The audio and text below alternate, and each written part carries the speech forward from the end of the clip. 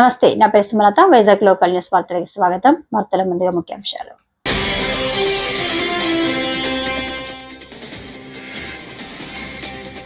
విజయనగరం జిల్లాలో సామాజిక పెన్షన్ల పంపిణీ కార్యక్రమంలో పాల్గొన్న చంద్రబాబు.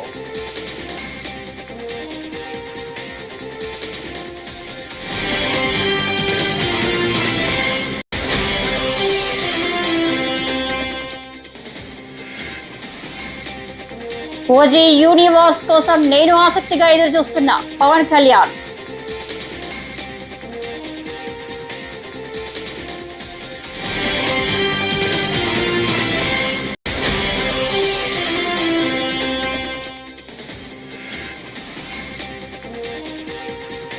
అక్రమ కేసులకు భయపడే ప్రసక్తే లేదు, ఎంపీ మిథున్ రెడ్డి సంచలన వ్యాఖ్యలు.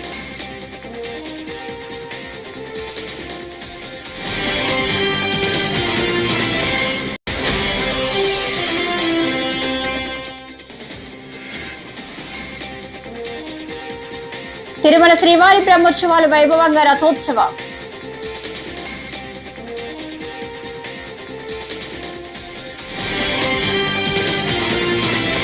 డీటెయిల్ చూస్తే, ప్రపంచంలో ఎక్కడ లేని విధంగా తమ ప్రభుత్వం స్థలాలకు ఆర్థిక భరోసా కల్పిస్తుందని, మానవతా దృక్పథంతో సంక్షేమ పాలన అందిస్తుందని ముఖ్యమంత్రి నారా చంద్రబాబు నాయుడు స్పష్టం చేశారు.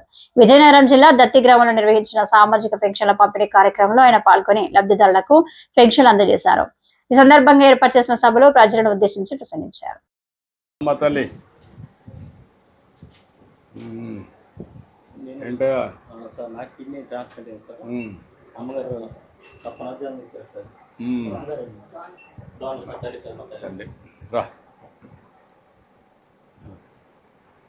ఏంటమ్మా నీ పేరేంటమ్మా? ఓకే. 63,50,765 మందికి పింఛన్లు ఇస్తున్నాం. నెలలో ఈ ఒక్క కార్యక్రమంలో 2,745 కోట్ల పింఛన్ కింద ఇస్తున్నాం నెలవారీగా. 16 నెలలైంది నేను వచ్చి ముఖ్యమంత్రిగా. 48,019 కోట్ల రూపాయలు ఈ పేదవాళ్ళకి ఇచ్చిన ఏకైక ప్రభుత్వం ఈ ప్రభుత్వం అని చెప్పి నేను మీకు తెలియజేస్తున్నా. ఇంకొక పక్కన ఎవరైనా చనిపోతే చనిపోయిన నెల నుంచి వితంతో పింఛన్ ఇస్తున్నాం. ఇంకొక పక్క మీరు చూస్తే ఒక నెలలో తీసుకోకపోతే రెండో నెలలో ఇస్తున్నాం. ఆ విధంగా ఈ నెలలో 10,579 మందికి 4,23,00,000 వితంతో పింఛన్లు ఇచ్చాం. రెండో నెల కూడా పింఛను రెండు కలిపితే 1,34,023 మందికి 108 కోట్లు ఇచ్చాం. 2 నెలలు తీసుకోకపోతే మూడో నెలలో 11,545 మందికి 14 కోట్లు ఇచ్చాం. ఇంత మునుపంతా కూడా మీరు చూస్తే ఒక నెల తీసుకోకపోతే కట్ చేసేవాళ్ళు, రెండో నెల తీసుకోకపోతే 2 నెలలు కట్ చేసేవాళ్ళు. నేను అది ఆలోచించలేదు. ప్రభుత్వానికి లాభం కాదు, ఈ పేదవాళ్లకు న్యాయం చేయాలనే ఏకైక ధ్యేయంతో 2 నెలలు తీసుకోకపోతే మూడో నెల కూడా ఇస్తున్నా.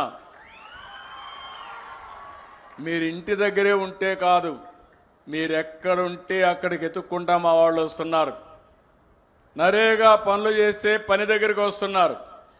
హాస్పిటల్లో ఉంటే హాస్పిటల్కి వచ్చి ఇస్తున్నారు. బంధువుల ఇంట్లో ఉంటే బంధువుల ఇంట్లో ఇస్తున్నారు. ఇంతవరకు ఎప్పుడూ జరగలేదు. ఎవరైనా సరే వృద్ధాప్య హాస్టల్లో ఉంటే అక్కడ కూడా ఈ పింఛన్లు ఇస్తున్నామని చెప్పి నేను మీకు తెలియజేస్తున్నా. పవన్ కళ్యాణ్ నటించిన బ్లాక్ బస్టర్ ఓజీ సినిమాను మెగా కుటుంబం అంతా కలిసి వీక్షించారు. సినిమా చూసిన అనంతరం అగ్ర కథానాయకుడు చిరంజీవి చిత్ర యూనిట్ ను అభినందించారు. ఈ సందర్భంగా పవన్ కళ్యాణ్ మాట్లాడారు. దర్శకుడు సుజిత్, మ్యూజిక్ డైరెక్టర్ తమన్ ను ప్రత్యేకంగా అభినందించారు. ఓజీ యూనివర్స్ కోసం తాను ఆసక్తిగా ఎదురు చూస్తున్నామని చెప్పారు.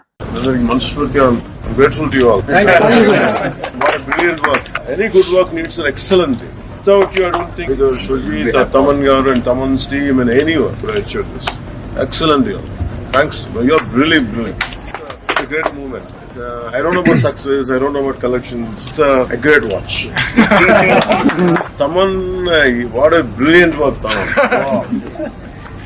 celluloid poet Ravichandran garu, Naveen garu, and he must have gone crazy with Edit. No? Mad Edit.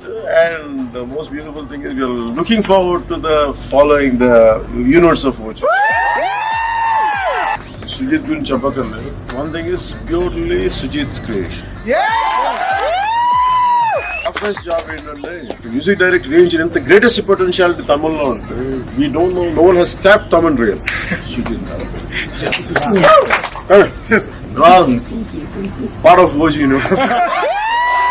తిరుమలలో శ్రీవారి సాలకట్ల బ్రహ్మోత్సవాలు వైభవంగా జరుగుతున్నాయి. ఉత్సవాల్లో భాగంగా శ్రీనివాసుడికి కన్నుల పండుగ రథోత్సవం నిర్వహించారు. మహోన్నత రథంపై మలయప్ప స్వామి భక్తులకు అభయ ప్రదానం చేశారు. రథోత్సవాన్ని తిలకించేందుకు భారీగా భక్తులు తరలివచ్చారు. దీంతో తిరుమల వీధులు కిక్కిరిసిపోయాయి.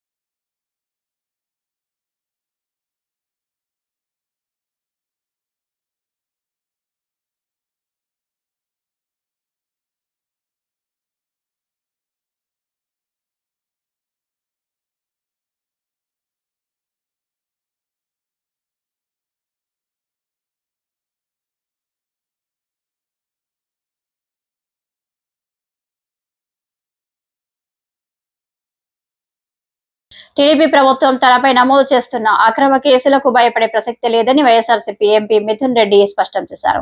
టీడీపీ ప్రభుత్వం అధికారంలో ఉన్న ప్రతిసారి తనను ఇబ్బందులు పెడుతూనే ఉందని, తాజాగా జైలులో తనను టెర్రరిస్టు మాదిరిగా ట్రీట్ చేశారు అంటూ సంచలన విషయాలను వెల్లడించారు. కష్టకాలంలో తనకు అండగా నిలిచిన వైఎస్ఆర్సీపీ అధినేత వైఎస్ జగన్ కు ధన్యవాదాలు తెలిపారు. అధైర్యపడే ప్రసక్తే ఉండదు. ఎక్కడ కూడా ఈరోజు పార్టీని ఇబ్బంది పెట్టినా వెనక తగ్గే ప్రసక్తి ఉండదని చెప్పి కూడా నేను ఈరోజు తెలియజేస్తాను. ఇది ప్రతిసారి తెలుగుదేశం పార్టీ అధికారంలో ఉన్నప్పుడు, ఎప్పుడు తెలుగుదేశం పార్టీ అధికారంలోకి వచ్చినా కూడా కేసులు పెట్టే పరిస్థితి చూస్తూనే ఉన్నాము. 2014-19లో కూడా తప్పుడు కేసు పెట్టి జైల్లో పెట్టడం జరిగింది. అప్పుడు కూడా చెప్పినాను, ఇది తప్పుడు కేసు, ఇది కేవలం హరాస్మెంట్ చేసేదానికే పెడుతున్నారని ఆ రోజు కూడా నేను చెప్పడం జరిగింది. అయినా కూడా అక్రమంగా అరెస్ట్ చేసి నన్ను, బిఎం మధుసూదన్ రెడ్డి గారిని, చెవిరెడ్డి భాస్కర్ రెడ్డి గారిని కూడా ఆ రోజు కూడా జైల్లో పెట్టడం జరిగింది. తర్వాత ఎవరైతే కేసు పెట్టించారో అదే వ్యక్తి కోర్టులో వచ్చి చెప్పడం జరిగింది, ఎక్కడ కూడా బలవంతంగా మా దగ్గర పెట్టించారు, వీళ్ళు తప్పు చేయలేదని చెప్పి ఆ కేసు కూడా కొట్టేయడం జరిగింది. అంతేకాదు, అంతకుముందు తెలుగుదేశం అధికారంలో ఉన్నప్పుడు కూడా నేను ఇంజనీరింగ్ కాలేజ్లో చదివేటప్పుడు కూడా నా జీవితంలో మొట్టమొదటి కేసు పెట్టింది తెలుగుదేశం ప్రభుత్వం. తెలుగుదేశం ప్రభుత్వం ఎప్పుడున్నా కూడా ఇటువంటి హరాస్మెంట్ చూస్తూనే ఉన్నాము. ముఖ్యంగా ఈ జైల్లో ఉన్నన్ని రోజులు కూడా ఈ కష్టకాలంలో అండగా నిలబడిన మా పార్టీ అధ్యక్షులు జగన్మోహన్ రెడ్డి గారికి, అదేవిధంగా మా పార్టీ గౌరవ పెద్దలకు, మా పార్టీ క్యాడర్కి అందరూ కూడా వెన్నంటుండి సపోర్ట్గా ఉన్న ప్రతి అందరికి కూడా మనస్ఫూర్తిగా నేను ధన్యవాదాలు తెలియజేస్తా ఉన్నాను. ఈ కేసు పెట్టి సాధించింది ఏమీ లేదు, ఒక పైశాచిక ఆనందం పొందడం తప్పితే, అదేవిధంగా మా తల్లిదండ్రుల్ని మానసికంగా వేధించడం ఒకటి సాధించినారు తప్పితే ఈ కేసు వల్ల సాధించింది ఏమీ లేదు. కోర్టు నుంచి వెసులుబాటు పొందిన తర్వాత కేసు వివరాలన్నీ కూడా వివరంగా మరొకసారి నేను మాట్లాడతానని చెప్పి కూడా మీకు అందరు కూడా తెలియజేస్తా ఉన్నాను. చివరిగా చెప్పేది ఏమంటే, మీరు కేసులు పెట్టినా లేకపోతే ఇంకోటి పెట్టినా మేము వెనక్కు తగ్గే ప్రసక్తే లేదు. ఖచ్చితంగా గట్టిగా ఇంకా రెట్టింపు ఉత్సాహంతో పోరాడతామని చెప్పి కూడా నేను తెలియజేస్తా ఉన్నాను. ఎక్కడ కూడా వైఎస్ఆర్ పార్టీ క్యాడర్ కానీ లేకపోతే నాయకులు కానీ ఎక్కడ కూడా ఆధారపడే పరిస్థితి ఉండదని చెప్పి కూడా నేను తెలియజేస్తా ఉన్నాను. ఇవన్నీ కూడా ప్రజలు గమనిస్తా ఉన్నారు. ఇవన్నీ కూడా ఒక డైవర్షన్ టాక్టిక్స్ లో భాగమే అని చెప్పి కూడా అందరూ కూడా గమనించాలని చెప్పి కూడా నేను కోరుతా ఉన్నాను. ప్రభుత్వం చేయాల్సిన పనులు పక్కన పెట్టి ఏదో ఒక అభూత కల్పన చేసి రకరకాల కేసులు పెట్టి నాయకులందరినీ కూడా జైళ్లలో పెట్టి, సంబంధం ఉన్నా లేకపోయినా ఎట్లంటే అట్లా జైళ్లలో పెట్టి, ఇదంతా కూడా వాళ్ళు చేయాల్సిన పనుల నుంచి డైవర్షన్ చేసే పరిస్థితి ఉందని చెప్పి కూడా మనం అందరం కూడా తెలుసుకోవాలని చెప్పి కూడా నేను తెలియజేస్తా ఉన్నాను. ఈ మొత్తం ఎపిసోడ్ లో అండగా నిలబడిన ప్రతి ఒక్కరికి కూడా నేను మనస్ఫూర్తిగా అందరు కూడా పేరు పేరున ధన్యవాదాలు తెలుపుకుంటాను. అందరు కూడా నమస్కారం. Thank you.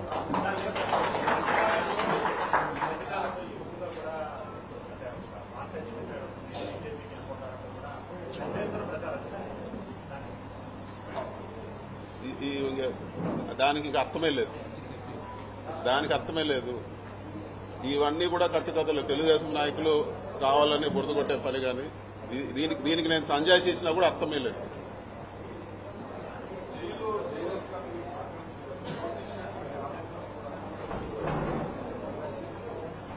మరి ముఖ్యంగా జైల్లో ఎటువంటి పరిస్థితుల్లో పెట్టారంటే, ఒక టెర్రరిస్టో తీవ్రవాదిని జైల్లో పెట్టిన పరిస్థితి ఉంది నాకు. వైఎస్ షర్మిల బీజేపీపై చేసిన వ్యాఖ్యలపై ఏపీ బీజేపీ అధ్యక్షుడు మాధవ్ ఫైర్ అయ్యారు. షర్మిల మత సంబంధ వ్యాఖ్యలు విస్తృత విద్వేషాన్ని కలిగిస్తున్నాయని పేర్కొన్నారు. ఆమెకు ఆర్ఎస్ఎస్ అర్థం తెలియదని, భర్తతో కలిసి స్వయంగా మత మార్పులు చేసిన విషయాన్ని ఉదాహరించారు. ఆలయాల వద్దు మరుగుదొడ్లు కట్టండి అని చెప్పగలరా? ముస్లింలు క్రైస్తవులకు ఇలాగే చెప్పగలరా అని మాధవ్ ప్రశ్నించారు. కాగా ఆయన వ్యాఖ్యలు రాజకీయంగా తీవ్ర దుమారం రేపుతున్నాయి. ఆవిడికి ఆర్ఎస్ఎస్ అంటే అర్థం కూడా తెలియదు. నిజంగా మీరు అడిగితే ఆర్ఎస్ఎస్ అంటే ఏమిటి అంటే దానికి ఫుల్ ఫామ్ చెప్పడానికి కూడా అవకాశం లేదు. ఎందుకంటే ఆవిడ ఏ మాత్రం అధ్యయనం చేయలేదు. అలాగే దాంతోపాటు దేవాలయ వ్యవస్థ కోసం మాట్లాడటం అది కూడా అత్యంత దారుణం. ఆవిడ స్వయంగా మత విద్వేషాలు రెచ్చగొట్టే విధంగా ఒక ప్రయత్నం చేయడం, మత మార్పులు స్వయంగా ఆవిడే చేయటం, ఆవిడ ఆయన భర్త కలిసి అనేక రకాల మత ప్రార్థనలు చేసిన తీరు అనేక మాధ్యమాలలో మనం చూసాం. ఆ విధంగా పెద్ద ఎత్తున మత ప్రచారం చేసే ఒక వ్యక్తిని తీసుకొచ్చి మన ప్రాంతం పీసీసీ చీఫ్ గా పెట్టడం కాంగ్రెస్ యొక్క దౌర్భాగ్యం, మన దౌర్భాగ్యం. ఇవాళ సోనియా గాంధీ ఈ దేశంలో ఎవెంజలిస్టిక్ మిషన్ ద్వారా పెద్ద ఎత్తున మత ప్రచారం చేసే విధంగా ఆ శక్తులకి బలం ఇచ్చే ఒక పెద్ద ప్రయత్నం చేస్తున్నారు. కనుక దాన్ని నిర్బంధంగా ఖండిస్తున్నాం. దేవాలయాల ద్వారా వచ్చిన డబ్బులు దేవాలయాలు కాకుండా దేనికోసం వినియోగిస్తారమ్మా? ఇవాళ చర్చల ద్వారా కానీ మిగతా మత సంస్థల ద్వారా వచ్చే డబ్బులు మిగతా వాటికి వినియోగించే నువ్వు చెప్పగలుగుతావా అని నేను అడుగుతాను. మసీదుల ద్వారా వచ్చే వాళ్ళ డబ్బులు కానీ చర్చల ద్వారా పెద్ద ఎత్తున వచ్చే నిధులు మీరు మిగతా కార్యక్రమాలకు వినియోగించాలని చెప్పే ధైర్యం ఉందా అని అడుగుతున్నాను. ఇవాళ మీకు హిందువులు ఏమీ అనరు అనే ఒక అభిప్రాయంతో దేవాలయ వ్యవస్థలపైన కించిత్ గౌరవం లేకుండా మాట్లాడిన తీరు ఇవాళ కాంగ్రెస్ సంబంధించి మిగతా సభ్యులు కూడా మాట్లాడాలి. తిరుమల తిరుపతి దేవస్థానం డబ్బులు దేనికి వినియోగించాలో తెలియజేయాలి. ఈ విధంగా మాట్లాడటం హిందూ మనోభావాల్ని గాయపరచడం. ఈ యొక్క ప్రయత్నం వెనకాల సోనియా గాంధీ యొక్క హస్తం ఉందని స్పష్టంగా తెలుస్తుంది. కనుక ఆవిడ కూడా హిందువులకి బేషరతుగా క్షమాపణ చెప్పాలి. ఇటువంటి ఆలోచన తీరుతో ముందుకు కొనసాగిస్తే ప్రజలు తిప్పి కొడతారని ఆవిడ తెలియజేస్తుంది. రాష్ట్రంలో సోషల్ మీడియా యాక్టివిస్టులపై కూటమి ప్రభుత్వం 2వ దశ వేధింపుల కార్యక్రమాన్ని ప్రారంభించిందని, ప్రభుత్వ వైఫల్యాలపై ప్రశ్నించే వారిపై తప్పుడు కేసులను తెగబడుతుందని YSRCP legal cell working president J Sudarshan Reddy మండిపడ్డారు. తాడేపల్లి వైఎస్ఆర్సీపీ కేంద్ర కార్యాలయంలో మీడియాతో మాట్లాడారు. ఏ విధంగా అయితే వచ్చిందో ఇప్పుడు సోషల్ మీడియా యాక్టివిస్టుల మీద పెట్టేటువంటి కేసుల పరంపర 2వ విడత కోవిడ్ లాగా ఈరోజు మళ్ళీ రావడం జరిగింది. దాన్ని చూసినట్లయితే ఈరోజు అక్రమ కేసులు, ఈరోజు మనం నిన్న 2 రోజుల కింద జరిగినటువంటి ఒక సంఘటన చూసాం.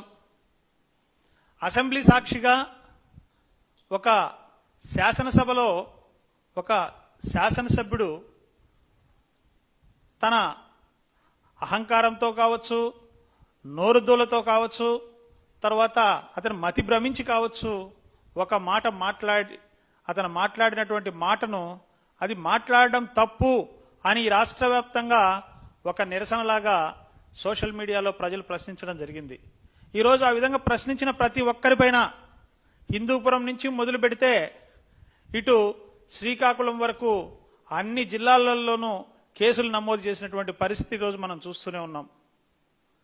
అంటే మీరు మాట్లాడితే ఏం మాట్లాడినా, మీ సోషల్ మీడియా ఏం మాట్లాడినా, మీ పత్రికలు ఏమి రాసినా దాన్ని భరిస్తూ ఈ రాష్ట్రంలో ప్రజలు కానీ ప్రతిపక్ష శ్రేణులు కానీ ఈరోజు చూస్తూ ఊరుకునేటువంటి పరిస్థితిని ఈరోజు మీరు తీసుకుని వస్తున్నారు. ఈరోజు వైఎస్ఆర్సీపీ లీగల్ టీమ్గా మేము చెప్తున్నాం ఒకటే, ఈ రాష్ట్ర ప్రభుత్వాన్ని హెచ్చరిస్తున్నాం. మీకు మీ చేతిలో అధికారం ఉంది, మీ చేతిలో వ్యవస్థ ఉంది, మీ చేతిలో పోలీసులు ఉన్నారు, మేము ఏమి చేసినా సరిపోతుంది అనేటువంటి ధోరణిలో మీరు గన ఈ తప్పుడు కేసుల పరంపర గన కొనసాగిస్తే తప్పకుండా మేము ప్రతి అంశాన్ని ప్రతి దాన్ని కూడా మేము కోర్టుల దృష్టికి తీసుకుపోవాల్సి వస్తుంది, కోర్టులో ఛాలెంజ్ చేయాల్సి వస్తుంది. అందుకు బాధ్యులైనటువంటి వారిపైన చర్యలకు ఉపక్రమించాల్సినటువంటి పరిస్థితి ఈరోజు వస్తుందని చెప్పేసి కూడా నేను సభాముఖంగా మీకు తెలియజేస్తున్నా. న్యాయస్థానాలు మీకు క్రమంగా మీకు చీవాట్లు పెడుతూనే ఉన్నాయి. మనం చూసినట్లయితే అనేక రకాలైనటువంటి కేసుల్లో మీకు చీవాట్లు పెట్టినటువంటి సందర్భాలు ఉన్నాయి. ఇల్లీగల్గా డిటైన్ చేసిన కేసుల్లో ఇమ్మీడియట్గా మీకు రిలీజ్ చేయమని చెప్పి ఆదేశాలు ఇచ్చినటువంటి సందర్భాలు ఉన్నాయి. మానవ హక్కుల ఉల్లంఘన జరిగిన ప్రతిసారి కూడా కోర్టులు ఇన్వాల్వ్ అయ్యి మీకు ఆదేశాలు జారీ చేసినటువంటి పరిస్థితి ఉంది.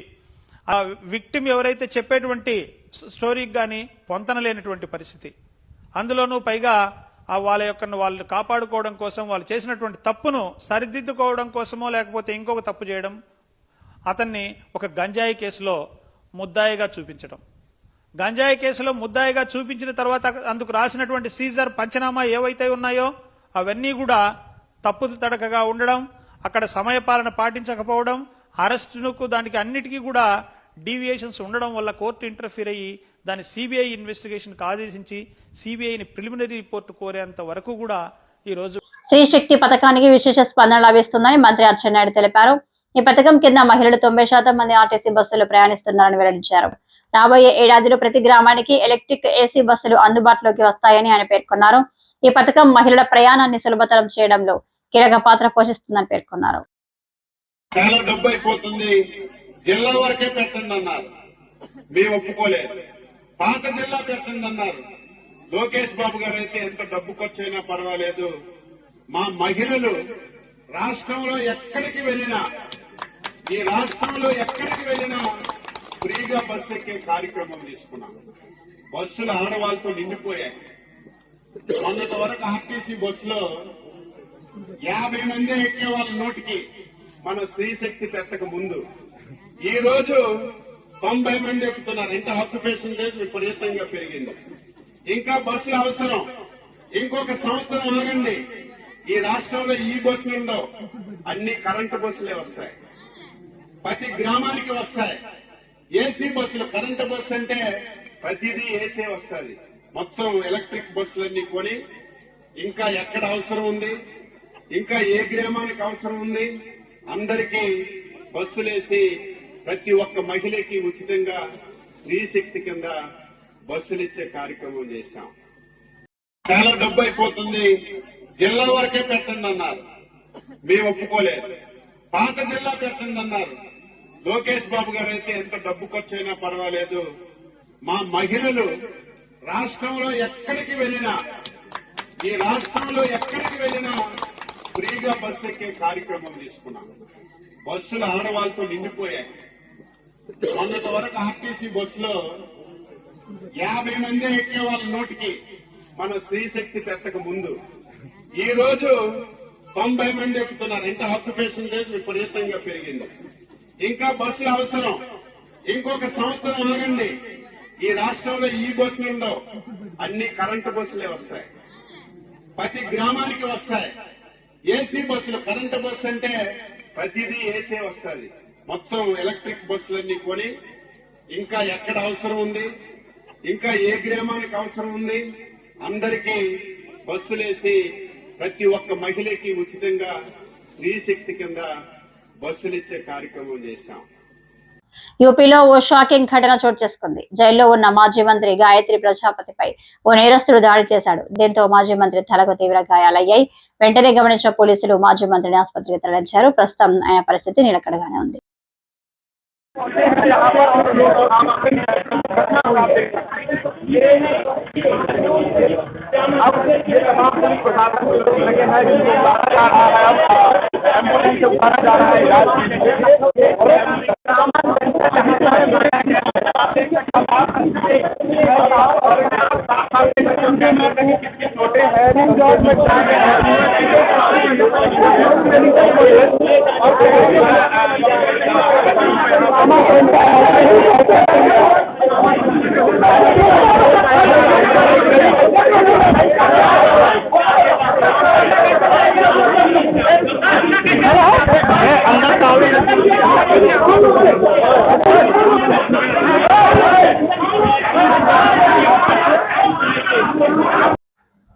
ప్రజలకు అమలు చేయలేని హామీలు ఇచ్చి మోసం చేసిన కూటమి ప్రభుత్వం విధానాలను జగన్మోహన్ రెడ్డి ప్రవేశపెట్టిన డిజిటల్ యాప్ ద్వారా ఎండగట్టి ప్రజలను చైతన్యవంతం చేస్తామని పెందుర్తి మాజీ ఎమ్మెల్యే అన్నం రెడ్డి ఆదిప్రాజు వివరించారు.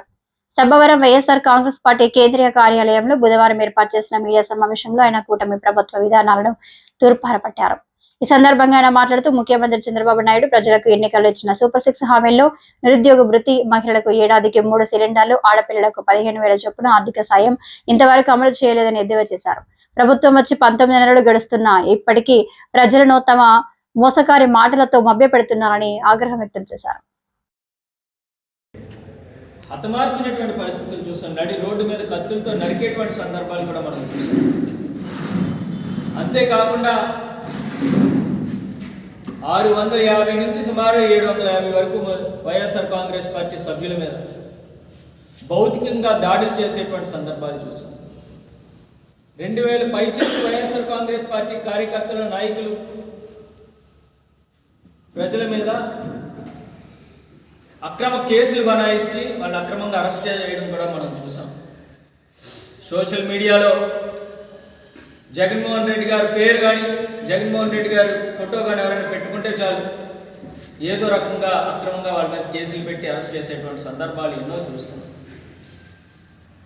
ఈరోజు ఈ కార్యకర్తలందరికీ కూడా ధైర్యంగా ఉండాలి, వాళ్ళకు ఒక భరోసానివ్వాలి అనేటువంటి ఒక సంకల్పంతో జగన్మోహన్ రెడ్డి గారు ఏదైతే సెప్టెంబర్ 24వ తారీఖున విజయవాడలో జరిగినటువంటి రాష్ట్ర వ్యాప్తంగా ఉన్నటువంటి ముఖ్య నాయకుల సమావేశంలో డిజిటల్ బుక్ అనేటువంటి ఒక యాప్ని లాంచ్ చేయడం జరిగింది. ఈ డిజిటల్ బుక్ ద్వారా ఎవరైనా ఈరోజు అన్యాయానికి గురై లేదంటే అక్రమ అరెస్టులకు కానీ, కూటమి ప్రభుత్వం నాయకుల యొక్క వేధింపులకు గురైతే వెంటనే వాళ్ళ యాప్లో వాళ్ళ తాలూకా వివరాల్ని, వాళ్ళు జరిగినటువంటి అన్యాయాన్ని పొందుపరిచేటువంటి విధంగా ప్రతి మహిళకి 1,500 రూపాయలు అన్నది ఏమైంది అంటే సంవత్సరానికి 18,000, 2 సంవత్సరాలకి కలిపి 36,000 రూపాయలు మహిళలకు చెల్లించాల్సి ఉంది. ఏమైనా చెల్లించారా 1 రూపాయి అయినా? లేదు. రైతులకు సంబంధించి సంవత్సరానికి 20,000 రూపాయలు ఇస్తామని చెప్పారు.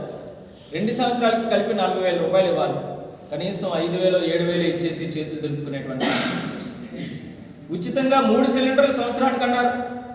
2 సంవత్సరాలకి కలిపి 6 సిలిండర్లు ఇవ్వాలి కేవలం. కానీ ఇప్పటికి ఇచ్చింది ఒకే ఒక సిలిండర్. మరి ముఖ్యంగా నిరుద్యోగ యువకులకు సంబంధించి నిరుద్యోగ వృత్తి కింద నెలకు 3,000 రూపాయలు అన్నారు. అంటే సంవత్సరానికి 36,000, 2 సంవత్సరాలకి కలిపి 72,000 రూపాయలు. కనీసం 70 పైసలైనా ఎవరి ఖాతాలోనైనా వేశారని చెప్పడుతున్నారు.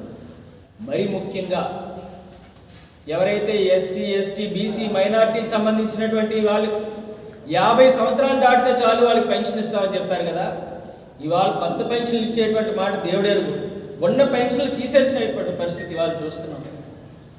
ఎప్పుడూ లేనటువంటి పరిస్థితులు ఏదైతే చంద్రబాబు నాయుడు గారు రాజశేఖర రెడ్డి గారి టర్మ్ కన్నా ముందుండేదో ఆ పద్ధతులు మళ్ళీ తీసుకొచ్చారు. ఎక్కడైనా ఇప్పటి వరకు రాజశేఖర రెడ్డి గారి ప్రభుత్వం, రాజశేఖర రెడ్డి గారు ముఖ్యమంత్రి అయిన దగ్గర నుంచి ఈ రోజు వరకు నడుస్తున్నట్టు ఒక పద్ధతి ఏంటంటే ఎక్కడైనా భర్త చనిపోతే ఆ భార్యకు వితంతు పెన్షన్ ఇవ్వడం అనేది ఆనవాయితీ, ఒక సిస్టమ్గా వస్తుంది. కానీ ఈరోజు భర్త చనిపోతే భార్యకు వితంతు పెన్షన్ ఎవరంట? ఆ భర్త పెన్షన్ తీసుకుంటూ ఉండాలి. పెన్షన్ తీసుకునే భర్త చనిపోతే ఆ భార్య కంటిన్యూ అవుతుంది తప్ప కొత్తగా వితంతు పెన్షన్లు కూడా ఇవ్వలేనటువంటి స్థితిలో ఇవాళ ఈ ప్రభుత్వం తర్వాత రేపు ఎవరైతే ఇవాళ దెబ్బతిన్నటువంటి వ్యక్తి మర్చిపోవచ్చు, కానీ వైఎస్ఆర్ కాంగ్రెస్ పార్టీ జగన్మోహన్ రెడ్డి గారు మాత్రం మర్చిపోయేటువంటి ప్రసక్తి లేదు. ఈరోజు ఎవరైతే అన్యాయంగా వైఎస్ఆర్ కాంగ్రెస్ పార్టీ నాయకుల్ని, కార్యకర్తల్ని, సామాన్య ప్రజల్ని ఇబ్బంది పెట్టి వేధిస్తున్నారో వాళ్ళందరి వివరాలు కూడా యాప్లో పొందుపరిచి రేపు మన ప్రభుత్వం అధికారంలోకి వచ్చిన తర్వాత వాళ్ళందరినీ కూడా చట్టం ముందు నిలబెట్టి చట్టపరంగా వారందరి మీద చర్యలు తీసుకునేటువంటి కార్యక్రమం ఖచ్చితంగా చేయడానికి వాళ్ళ జగన్మోహన్ రెడ్డి గారు రూపొందించినటువంటి యాప్ ఎంతగానో ఉపయోగపడుతుంది. ప్రతి ఒక్క కార్యకర్తకి కూడా భరోసా ఇచ్చేటువంటి విధంగా, మనోధైర్యం కల్పించేటువంటి విధంగా మరి ఈ యాప్ని రూపొందించడం జరిగింది. ఈ యాప్లో ఎవరైనా ఒక సామాన్య ఆ క్యూఆర్ కోడ్ స్కాన్ చేసిన తర్వాత ఆ నంబర్ ఏదైతే ఉందో వాళ్ళ ఫోన్ నెంబర్ ఎంటర్ చేయగానే ఒక ఓటీపీ వస్తుంది. ఆ ఓటీపీలో వచ్చిన తర్వాత వాళ్ళ వివరాలు ఏదైతే అక్రమ కేసు ఉందో, ఒకవేళ అక్రమంగా కేసు పెడితే ఎఫ్ఐఆర్ కాపీ కానీ, లేదంటే భూ కబ్జాలు జరిగితే ఆ భూములకు సంబంధించినటువంటి ఆ సమస్యకు సంబంధించిన డాక్యుమెంట్స్ అన్నీ కూడా అందులో అప్లోడ్ చేయడానికి అవుతుంది. రేపు మన ప్రభుత్వం వచ్చిన తర్వాత వాళ్ళందరి మీద కూడా చర్యలు తీసుకోవడం జరుగుతుందని తెలియజేసుకుంది. మరి ఇవాళ మొన్నే అనంతపూర్లో సూపర్ 6 సూపర్ హిట్ అనేటువంటి ఒక కార్యక్రమాన్ని మరి కూటమి ప్రభుత్వం చేయడం మనందరం కూడా చూసాం. ఆ సూపర్ 6 అనేటువంటిది అసలు ఎన్నికల ముందు ఏమిచ్చారు, ఇవాళ వాళ్ళు చేస్తున్నటువంటి విజయోత్సవ సభలో ఏం పెట్టారన్నది ఒకసారి మనం చూసుకోవాలి. బులెటిన్ ముగించే ముందు హెడ్లైన్స్ మరోసారి.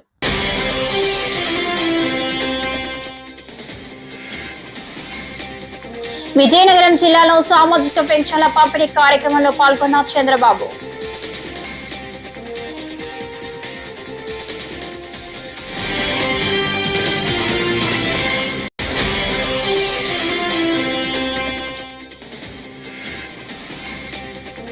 ఓజీ యూనివర్స్ కోసం నేను ఆసక్తిగా ఎదురు చూస్తున్నా పవన్ కళ్యాణ్.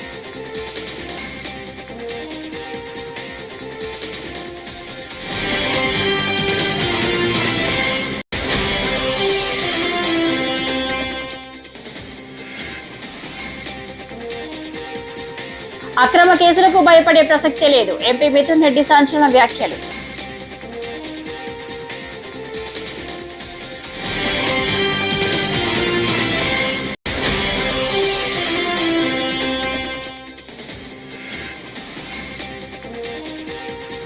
తిరుమల శ్రీవారి బ్రహ్మోత్సవాలు వైభవంగా రథోత్సవం.